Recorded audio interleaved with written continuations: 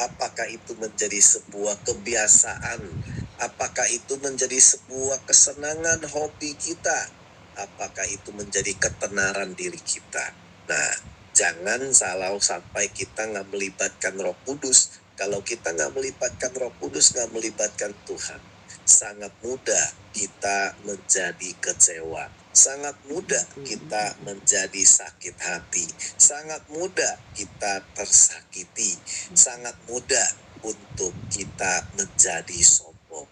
Sangat mudah untuk kita melakukan tanpa ada buah roh, tanpa ada kasih. Tetapi jikalau kita melakukan di dalam pimpinan Roh Kudus, pasti ada buah roh menyertai hidup kita. Dasar motivasi kita adalah kasih kepada Kristus. Dan jikalau ada rasa sakit hati, sedih, marah, sombong, senang, luha, itu adalah sebuah bentuk daripada ujian di dalam kelulusan disiplin. Yesus saja mengalami sebelum dia menyelesaikan puasanya, dia pun diuji, ya. Nah, inilah namanya iman yang teruji. Makanya kita akan mengalami kematian ego kita adalah buah dari disiplin rohani kita.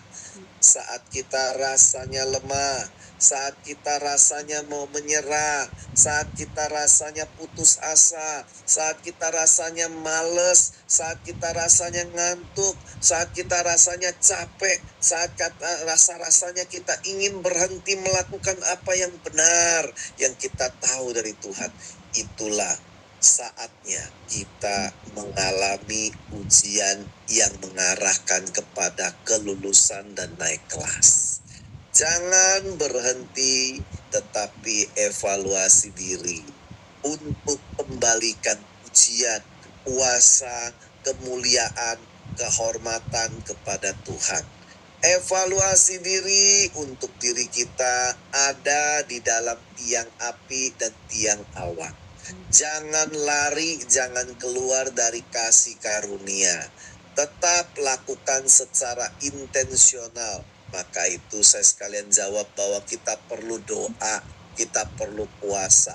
Bukan sekedar berdoa, bukan sekedar berpuasa tanpa berdoa, tetapi tinggal di dalam hadirat Tuhan. Disiplin diri untuk mencari, Tuhan, saya harus apa?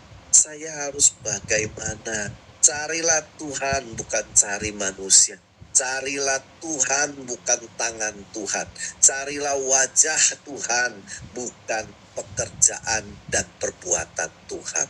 Di situ ada kasih karunia, ada damai sejahtera, ada sukacita dan buah-buah roh, kebaikan, kesabaran, kemuliaan, kesetiaan, kelemah lembutan, penguasaan diri, menyertai berlimpah-limpah saat ibu melangkah secara intensional pekerjaan Tuhan.